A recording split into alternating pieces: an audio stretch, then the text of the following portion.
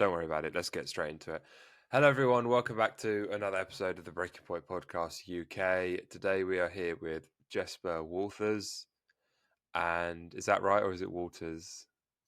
Yeah, Wolthers works. Obviously, I say Wolters, it in yeah, of Danish. course. And Jesper is from Denmark. That's right, isn't it? That's Cool. right. And he's a coach. And as always, we're going to have a chat about him, what he's up to, why he's doing what he's doing, and anything else that uh, penetrates our imagination along the journey. So, how are you doing, Jesper? How are you doing today? Very well, man. Very well. A little sore in the body. I just started a new workout routine, and I can feel it. But Oh that's also yeah, that kind of good pain, you know. And I'm yeah, excited yeah. for today. Good. Yeah, it's when you do something new, you have to take the original pain, and then eventually you get used to it. So it's all growth. Pain is all growth, isn't it? Not all the time, but hopefully, good pain is growth. Right. So let's start with the cliche question of tell the people why you decided to become a coach and what implored you and what made you think this is what I want to do, or did you just fall into it? Well, long story short, um, I I've always been very interested in people. In recent years, I've been more and more aware of how that's been a pattern through my life, and I've always really had this value of helping and wanting to serve in many ways.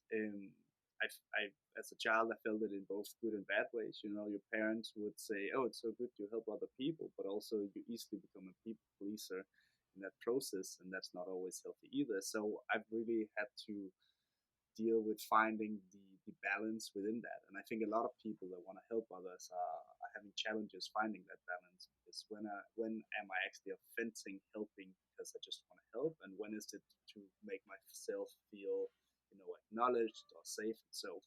But I was quite unfortunate to lose my mother at the age of 19, which was kind of like my big catalyst for change, as I say. It was a time where I found myself being like I was lacking meaning, so to say, and I've later on figured out that that's how you feel when you have a depression. So I'm pretty sure that that was what was going on for me. But in that process, I also started just searching for more, and I was like my perspective had changed a lot in the sense of everything what I thought the world was suddenly not that anymore because such a big change happened in my life, right?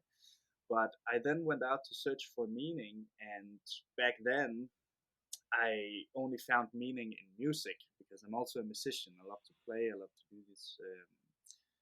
I love to do music in general, and so I went deeper into the music business. And the more I got into that, the more I figured out this is also just a business and an industry like any other. But for me, I figured out that it wasn't really the music in itself, even though I love music, but it was that I define it as the light in people's eyes that music created, which is what I saw when I went out to concerts or if I hosted concerts around town. I could see that people actually liberated themselves a little bit from their worries and from their challenges that they were facing. I was like, there's something here. That there's something here in that light, and I didn't knew it at the time, but I knew that. Well, I didn't know that coaching could help facilitate that light. I just knew that this light existed, and then I thought about ways of essentially showing that more and sharing that with people. So I started after doing music. I started making videos about creating different kinds of perspectives. I was interviewing people from around the world and how they were living differently. I interviewed a guy who hitchhiked the world for 10 years, for example, and a mother who used to be very corporate who now was becoming very spiritual and how she was raising her children, and also took some adventures of my own documenting the experience, just to share how much more the world could be, because that is what really had ignited the light in my own eyes. And one thing led to another, and before I knew it, I was in this amazing community online with entrepreneurs who wanted to help people, who wanted to grow themselves. And there I learned a lot of the hard skills of sales and marketing. I even moved to Bali back in the start of 2020 to meet up with a lot of these people. Because, as they say, if you want to, you know, get to a certain place in life, you should probably be around the people with a similar mindset, with similar Yeah, of intention course. and values, right? So when I then went there, and I asked a lot of these people how they got to where they were, some of them had lots of money, some of them just seemed very peaceful and happy. And they told me that a big part of that had been giving, or for them had been having a coach. And at this point, I didn't know what a coach was. I thought, is that like a football coach, or or what is that? Um, but they told me, Yeah, there's different kinds of coaches: business, health, and mindset, and so. And I was like, okay, well, I'll listen to the people who has the results that I want. So I got a coach of my own. And as I always say, that moment of really diving deep into coaching, I see it to this day as the day I received my letter to Hogwarts, because there someone came and told me, "Hey, there's something called magic. You want to learn about it?" I'm like, "Yes, I yeah, would love to learn about it." And back in 2020, Corona obviously happened, so I had to return home from Bali back then.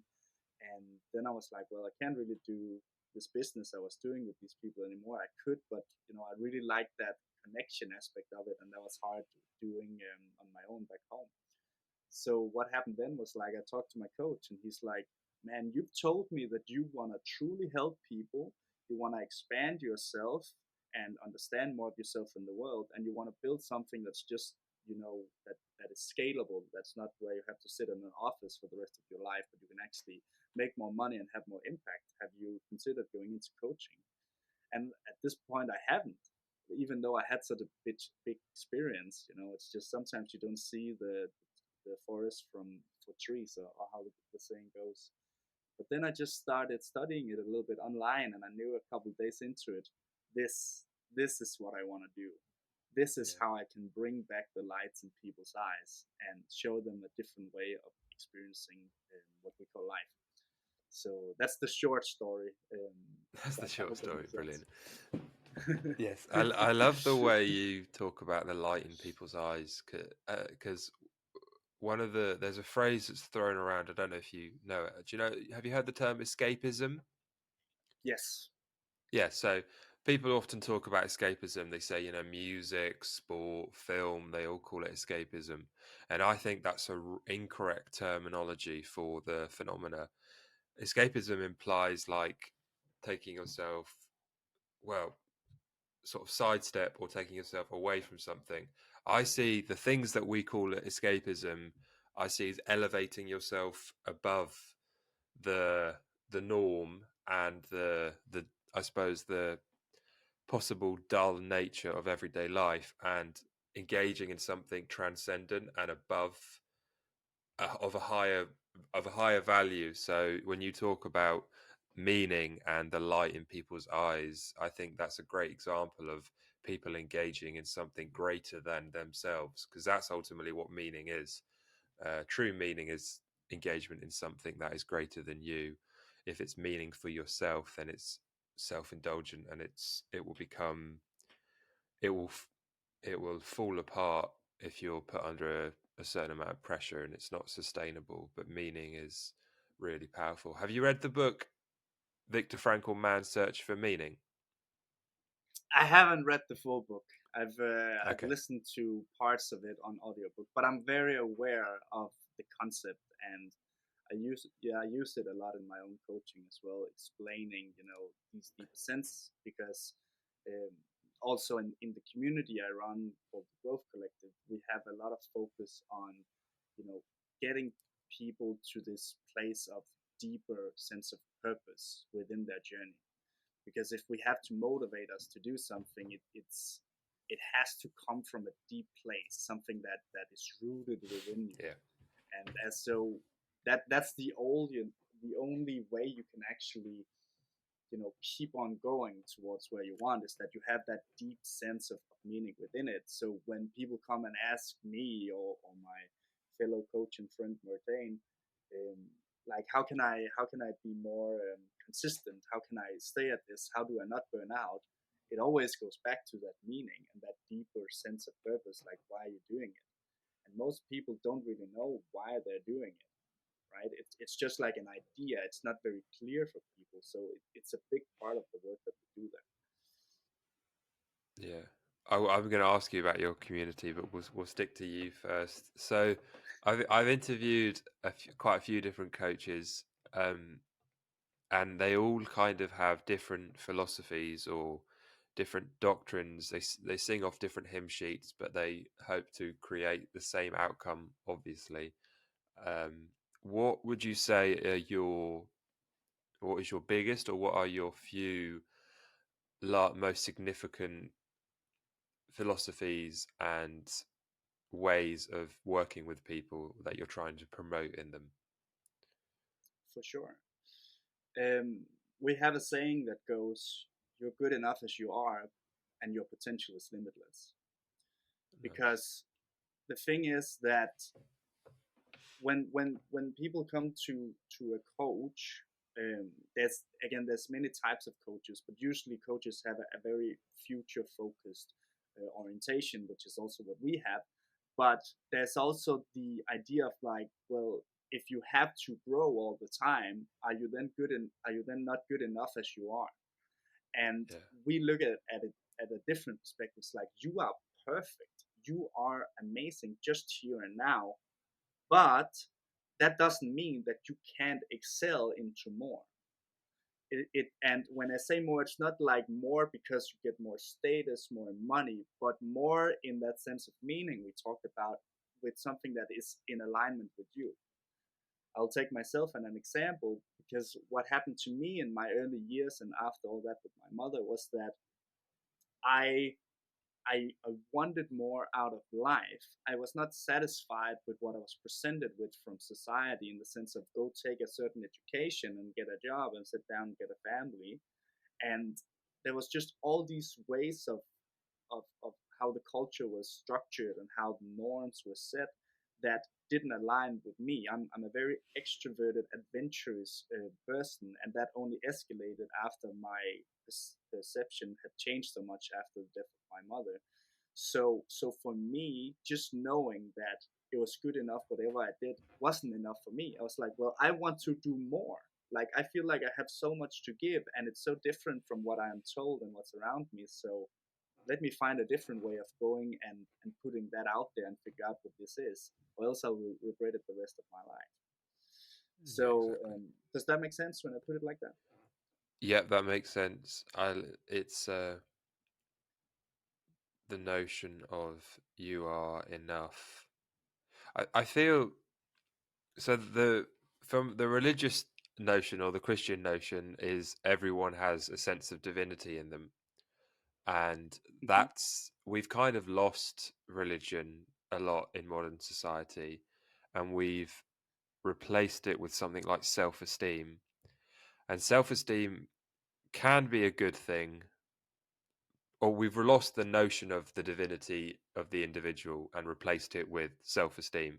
I sometimes wonder, and the thing about self-esteem is it's very dependent on the way you're feeling about yourself, and the way a lot of the time it's dependent upon the way you feel other people feel about you, which is can be quite a dangerous thing. But I like the way you put you are enough, but you could be so much more. I think that's a really powerful thing, and it's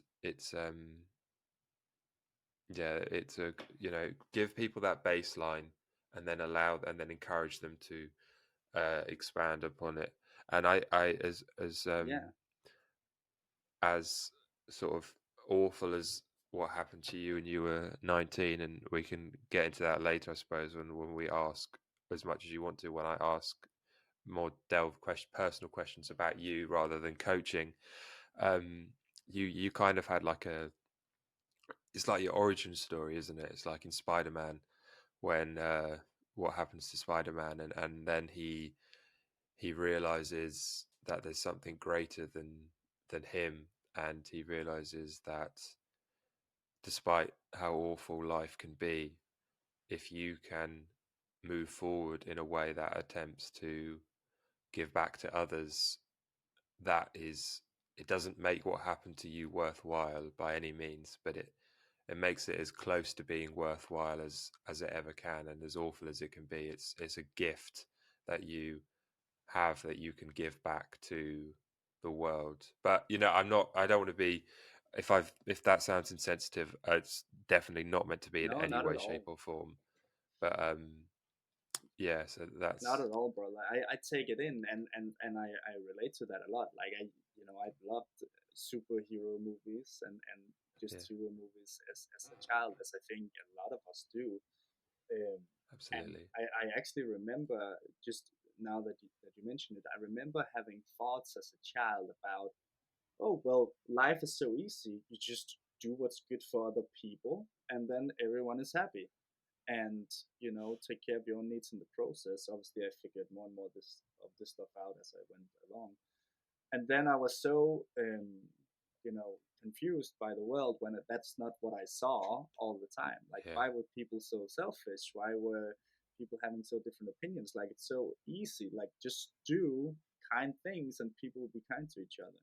And I remember having the thoughts of, like, how can it be so difficult? But obviously, we have many different perceptions, many different stories, many different ways yeah, of believing, and that makes it a bit more challenging.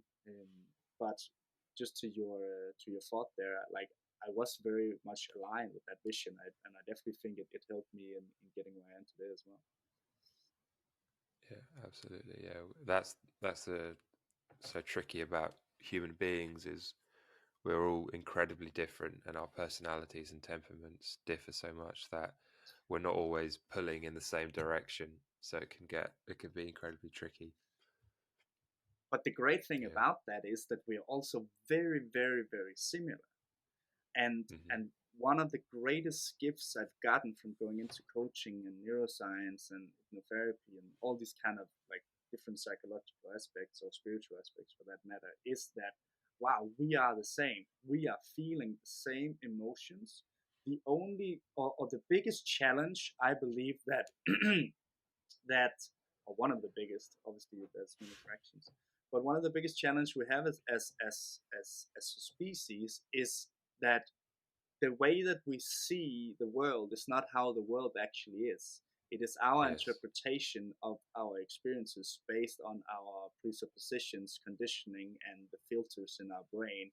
Um, there's a filter called the reticular activating system that literally deletes information if it's not in Hmm. congruence with how we perceive the world. And really knowing that has given me such an amazing perspective, in the sense of, like, oh, this person is not evil, or this person is not, you know um, sadistic, or whatever it could be. This person, at least the vast majority, sees the world as they are the hero, and what you are doing is the wrong thing.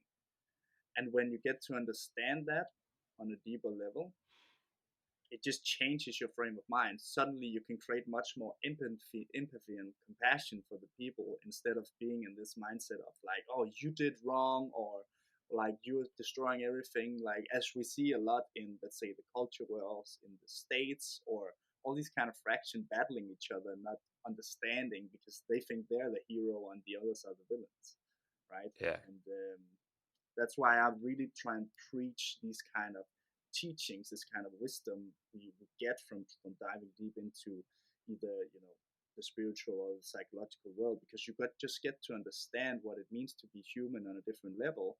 And when you see your own faults and flaws in the sense of how you used to interpret the world, and you suddenly get forced to look at that and see, oh my God, I've been toxic for so long without knowing it, then all of a sudden you can take that knowledge and put it onto others and say, oh, I get it, because you used to be where, like me, to a certain degree, right?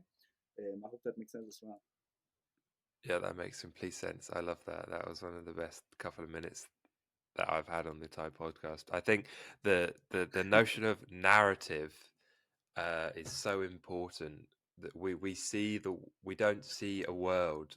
I was thinking the other day, I was like, we don't see people, we see characters, and we don't see life, we see a story. And Yes, we project, fantasy, the fantasy and reality are in continual sort of interplay, and and the world manifests itself to us dependent upon the narrative that we see it through. And as you said, that narrative lens that we exactly. see through is dependent upon our A, it's dependent upon our genetics and our temperament by through our genetics, and B, it's dependent upon our environment and what we've grown up in, and it's possibly dependent upon a multitude of other things as well that we can't comprehend. But yeah, you're absolutely right. It's the and you have to be careful what sort of narrative or lens that you're seeing the world through, because that will uh it will actually change the world that you see. It's not just a case of everyone sees the same world and then we all process it Exactly. differently. It's actually a case of, as you said, with the reticular activating system, different things call to us and we omit and ignore anything that isn't in a line with that narrative. 100%. Everything Dangerous. is a story. Everything. Like your life is a story. Just like the way that people think about themselves. Like, do they think themselves about, I'm the main character? And let's say you're going through hardship, right? Well, is this hardship the end, or is it what's hardening you and making you like? Is this your training phase in the anime or the superhero movie for you to get strong enough to go and tackle the world and the challenges, or is it the end? Like, Exactly. what Yeah. story are you putting upon your challenges? And the same when you meet people. Is the person, as we talked about, is he an evil doer that you have to put down, or is there something more behind the scenes? It's just if people would have that kind of perspective going into any kind of relationship or any kind of dialogue communication, like it would change the whole world so easy. It Yeah. wouldn't have to be more complicated than that, which is obviously why I love to do my work, because every time I have a coaching client, maybe they want to grow in their just personally and scale in a business or whatever it could be. One of the things that I always see is that if they're in a relationship, that improves a ton as well, because all of a sudden they learn to see that everything is stories, and they learn to change the stories, and they learn to see their own flaws and actually work with them consciously, which then releases all the tension that they were bringing to the relationship as well. So now they have space and resources to hold space for their partner as well. So Mm. it's just a few things that needs to be changed within the mind and how you perceive it, because everyone thinks they're right, everyone thinks they know all the details, right? Everyone Yeah. thinks they have all the information and they're the smartest person in the room, and that's just not the case, because the No. person who thinks they know everything knows absolutely nothing. I think Socrates Yeah. said something about that at some point in time, but it's really true. Yeah. Yeah. He said, yeah, you're right. He said something about, I know that I know nothing, and that's what makes me wise, or something along those lines, and Yeah, that's yeah, completely true. there's something. Mhm. Yeah, yeah. Yeah. When you work with your clients, what would you say? Do you see any patterns emerging with with the people that are coming to you, and B, with the problems that they're facing? Any similarities? Yes, 100%. So obviously people are different and have different kind of challenges, but I think one of the I've actually done a lot of work on this space to really kind of pinpoint the biggest challenges that I see in people, and the biggest challenge is actually a lack of self love. And Mm. the way that I see that is people are so hard on themselves, so hard. Like the pressure they're putting on themselves it's immense. Um, and it's sometimes it starts with themselves and then it goes into society, and then they're all of a sudden in some kind of story, and saying, and this is shit because he did this, and and I can't this because I am bad. And that kind of mindset, that kind of thinking pattern, it's one of the things I really want people to know is that it's not you thinking these things. That's a Yeah. program, because you would never talk to yourself that way if it was on your own conscious action taking. Like, you wouldn't sit down and say, you know what, Ollie, you're a piece of shit. Like, no one would ever do that. It's a program, because we as people have this idea that we should be able to do better. We should be able to live up to this idea of ourselves, but we don't understand that that idea of this high in the sky almighty version of ourselves is planted there from either society or parents or whatever story we have created to feel this way, right? Yeah. This is oftentimes you see this, and this is in parenting. When does the child get praise? When they get straight A's, or they get good grades, or they did something good. The child never gets appreciated for the effort put in, which is actually what we should be appreciating, because then the child learns to understand that your worth is what you make of it. You try, and you Yeah. actually put effort into it. That's what's valuable, not the results you create. Because all of a sudden, your Very good. self-worth and the love as a parent that I'm going to give to you as a child is dependent on the results you come and bring me. And that's so unhealthy. And I truly believe that that's one of the biggest reasons why we feel such an immense pressure. So many of us try to live up to that ideal of the parent, right? Yeah. Freud, um, he spoke about the psyche, and he put sort of three, I suppose, archetypes, but that's sort of Jungian. But he said there was the id, or the id at the bottom, and then the ego, and then the super ego. And the id was, do you know this? The id was like where our primal drives existed, and then the ego was what we believed we were, and then the super ego was this kind of overarching, judging, societal pressure.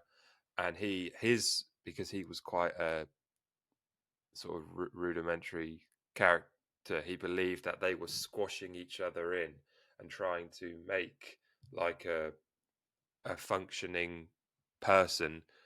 Although squashing, it turns out, is probably the wrong terminology. It's more a case of incorporating.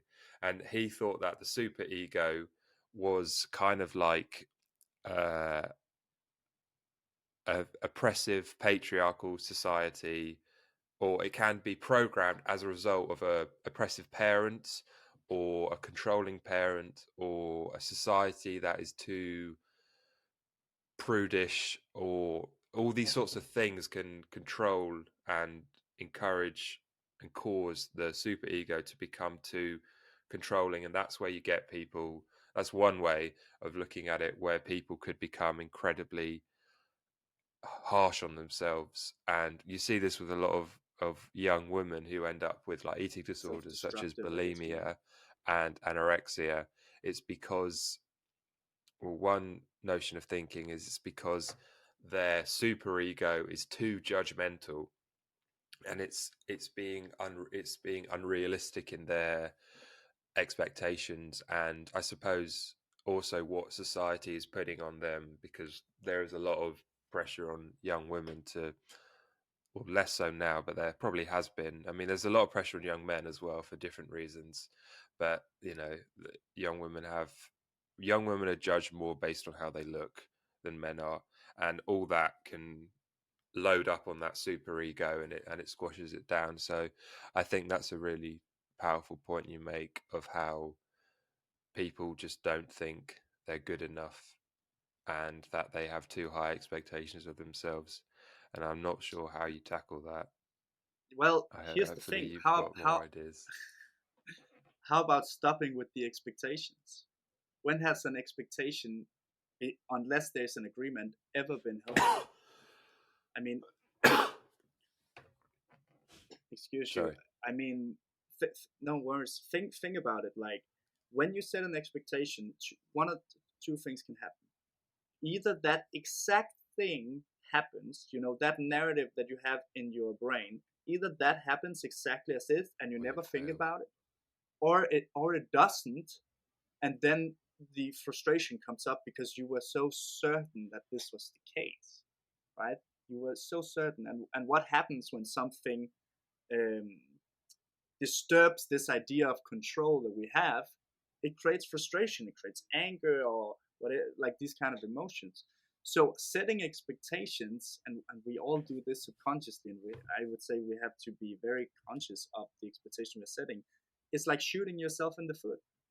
Like you can have Mm. hope and you can expect if you have an agreement, but if you're expecting someone, especially when it comes to others in relationships, right? If you expect Yeah, of people course. to, understand the way you're thinking or act in a certain way because they should be able to see it or whatever it is, you're literally just shooting yourself in the foot.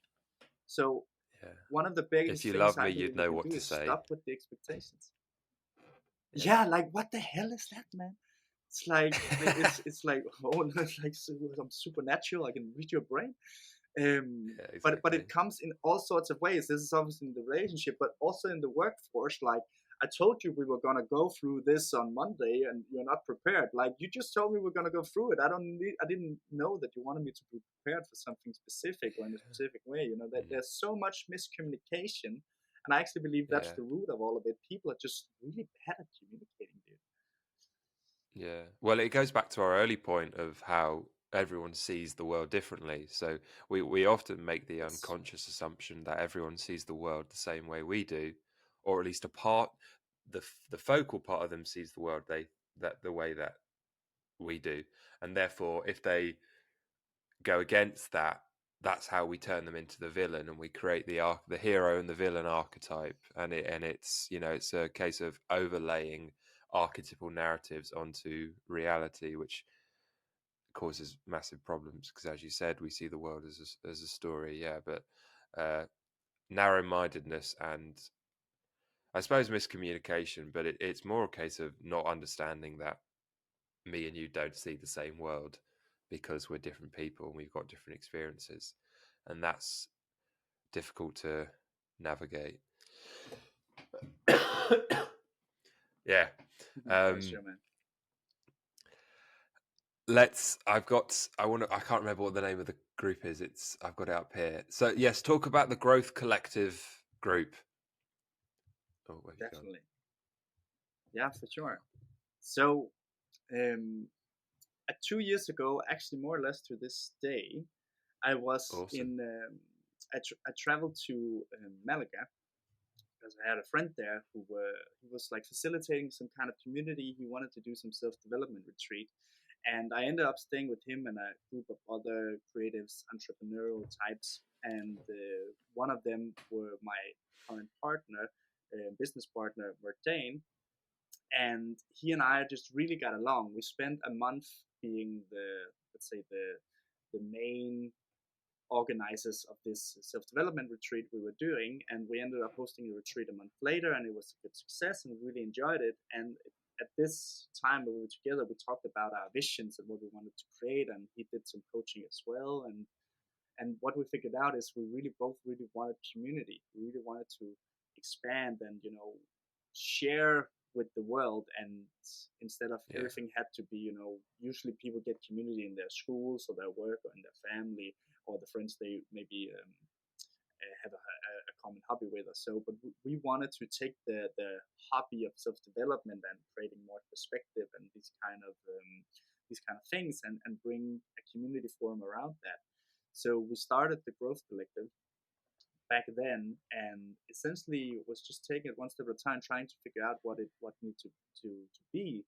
We started a podcast around it. We started then having this support group where we actually created the community essence, and now it has become more of like a dream focused community, because as we say, it's your safe space for healing and personal expansion. So we wanted to create that space for people to actually be able to share, because first of all, it's a lot easier to share your challenges when you're not getting watched by all the people you're usually around and what may they think and all these things. And as so you Yeah. can listen to others and their challenges as well, and actually start to see, hey, wait, I felt that way, and now I've been thinking this way. It's like, oh, are we actually all just the same with similar challenges going through life? That's so interesting. So I'm not the odd one out. I'm not the one that's weird, even though no one is talking about it. Amazing. And you know what that creates? That starts to create some confidence and belief within yourself, because now you're starting to see that you're just a mirror of everyone else. And as so, you can start to work on yourself. And here you're actually in a community where people say, amazing, you're doing great. We love this. And hey, let me help you hold yourself accountable to that. And as so, it becomes this movement almost of people who want to help the world, help each other, grow themselves. And that's essentially what the collective is.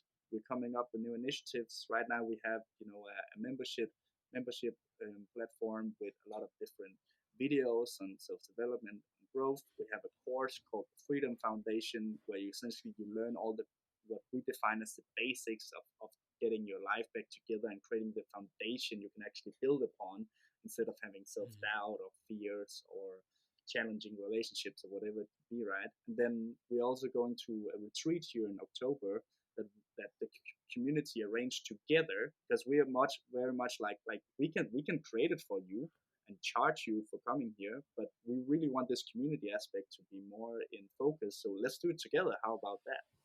So that's kind of the idea of it, that people are here to help and grow together and learn, and then there's different ways of doing that. Incredible. That sounds really good. I will definitely take a deeper look into that. I'd like to join it as well. So 100%. When you Yeah, say for sure, man.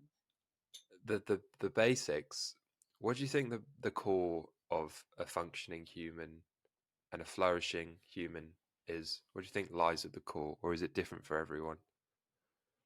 Big question. Well, I look at it like this: you can live a life in survival, as most people do, or you can live a life where you're actually thriving. And there is Yeah. some core elements to this that has to be looked at for you to create enough stability and foundation, which is why it's called the Freedom Foundation, to go and create that life. So let's say, okay, I would really love to, let's say, create a podcast as you have created, but I have all this self doubt and fear and what will people think. If you stay in that kind of mindset, you will never go and achieve the things you want, right? Yeah. So we need to look at all the places in your life where you are living and being in a state of survival, where it's more like, oh, I should probably not do this because what would people might think then, and then maybe they will discard me from the group, and then I won't be able to have this safety because all my safety comes from other people. You can see how you Yeah. can't really have control of your life if all your safety is based in your surroundings. So we help people get back to the essence of who they are, align with themselves, understand why they're thinking as they're thinking, why they're feeling as they're feeling, and why they're acting as they do, and help them change the different aspects of that that's not aligned with how they actually would like to live.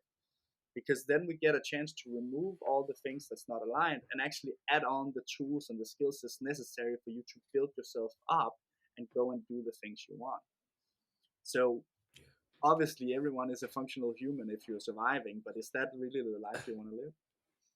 Yeah. Exactly. Do you live, or do you want to survive, or do you want to live is the question, isn't it? One of the things that came up as you were just talking there was because you bring up me saying on the podcast, I procrastinated and I put off doing this for ages, and it was basically what made me finally do it was actually sort of desperation. And I realized how there's been a few things since then where there's something that you need to do, but you're like, I haven't got there isn't that innate desire in this current moment in time for me to do it, so I don't need to do it. And then something happens where you know you fall into a pit, a psychological pit, and then it's like, how can I bring myself out of this pit? And one way is to do that thing that you needed to do. Mm-hmm. And that is, I suppose, that's a way of making a positive out of a negative, because if the thing about being happy and positive emotions is that you become blind and you can become impulsive and you can become satiated, and then negative emotion comes along, and everything that wasn't uh, constructed perfectly in your life, or wasn't solidly foundationed in your life, will fall apart when you fall into that pit along with you. And that's a good reason to try and, you know, continually tighten up the bolts of, you know, so to speak, of relationships and of different aspects of you, so that it doesn't all come crumbling down with you when you fall into, that's what Freud, I think, would call an ego death, where you fall into a pit, You um get humbled and really then quickly because life wasn't as you yeah, thought. yes, exactly, yeah, and everything, all the presuppositions that you had no longer exist, and you're like, well, where the hell do I go from now? And Yeah. one way out, or the way out for me was that I'm discovering a pattern, is by doing the things that I know I need to do, but I don't want to do. And it's that desperation that gives me the, I suppose, courage, but it's probably not courage. It's more, it's a desperation that gives you the desperation to do those things. And then you rebuild. Well, So, yeah, and it's powerful, right? And unfortunately, most of us have to, not have to, but most of us only really start to realize that we can't live in our own bullshit anymore when something like that happens. yeah, um, 100%. because we are pushing away negative emotions and things we don't want to look at, and saying, oh, it's fine, it's fine, it's fine, it'll work itself out, whatever, right?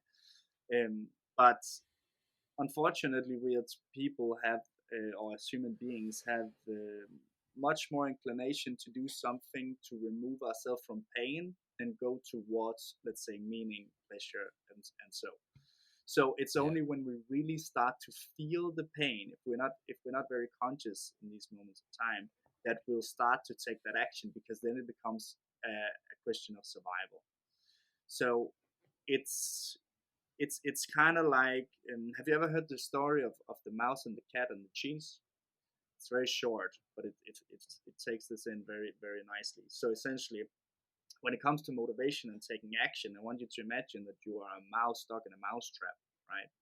Now, if you try and get out of the mousetrap, it hurts, and that's the picture of, like, it's uncomfortable to go into the unknown and move in any direction, right? If it's not what you're used to. Now, if I was to put some cheese in front of you that you would have to get out of the mousetrap to get, then there's this sentiment to go and get the cheese. This is all the things yeah, you want, and like you can almost smell it. And the more precise and emotional connected you are to that cheese, the more you're gonna pull to get it. Now, if I was to put a cat behind the mouse, then you will want to really get away from the yeah, cat towards the cheese, and all of a sudden you have a huge wave of motivation to start taking action. But yeah, even though the cheese was there and you're in the mousetrap, it's like, oh, I kind of want to go there, but it's not as enforcing you to move as if the cat comes out. And that's because the survival aspect is so much more powerful, because we have a hard time actually maybe believing in the cheese is real, right? mm, So oftentimes the cat is what really starts, gets us to start to take consistent action, or at least get a move on.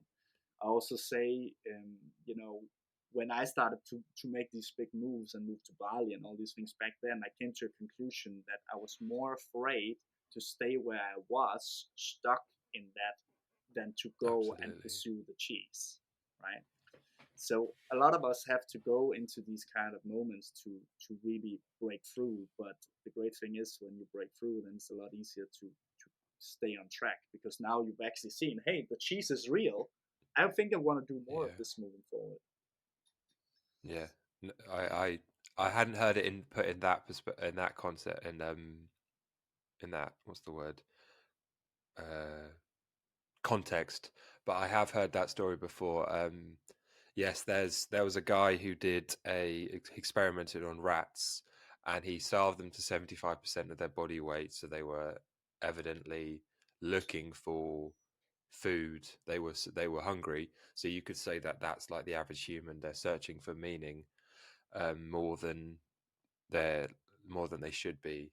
They're not satiated, and he tied their tail to some sort of lever or pulley thing, and he measured how much strength they would put in if they had some cheese in front of them or some Mm, whatever rats like to eat.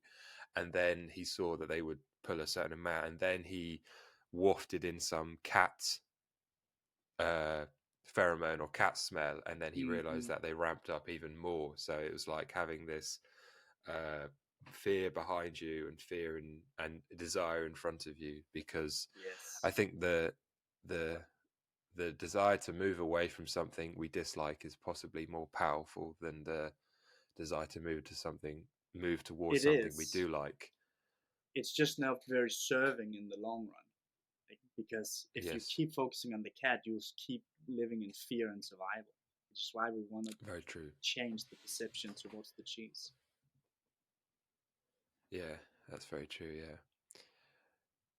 Let's talk about you personally and how your mental health, because it's called Breaking Point, and the reason it's called the Breaking Point podcast is I'm interested in what we've spoken about a little bit a minute ago, the points or the point in people's lives where they said they need to make a change, or everything fell apart and they needed to pull themselves out of the underworld, so to speak. And you've obviously already opened up about a huge uh, occurrence that would easily leave anyone in that situation, to say the least. So, how has do you? Well, I suppose a good question to sort of start things off in a soft manner is: do you find helping other people helps you? Oh, tremendously, man! I love it. Yeah, I will never stop. It's it's yeah, it's like if you go to any kind of deep religious text, they will say help other people and you'll help yourself in some way or form, right? I yeah, as I talked about being a people pleaser earlier and finding that balance, because one of my biggest realizations in the sense of, yes, I really love to help people, right? But there's different ways of helping, and there's also the idea of like, when when am I truly helping people, and when am I sabotaging myself in thinking that what I'm doing is right or good. So that really, that the big lesson I got out of when I went through these kind of thoughts years back was that I can't truly help other people if I'm sabotaging myself in the process, and as so my foundation crumbles in the process. Because that's mean that I can't continuously actually go and help and support.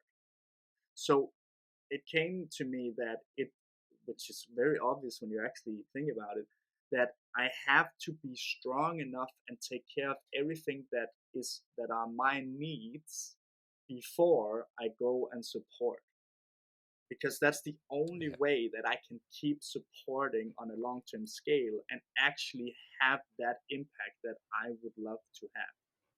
You kind of just laid out what Maslow's hierarchy of needs kind of was in some degree. It was the aspects of the physical self, and then the emotional, and then all the way up to self-actualization. And I don't think it's a perfect metaphor for the way humans work, but I do agree with the notion that if you aren't fortified in yourself, then you can't be as beneficial as you can to other people. But I do think at the same time that it's a kind of a turn taking thing, in that you can fortify yourself and make yourself stronger through also helping other people. It's a dynamic, and it's like a conversation, a Q&A type thing.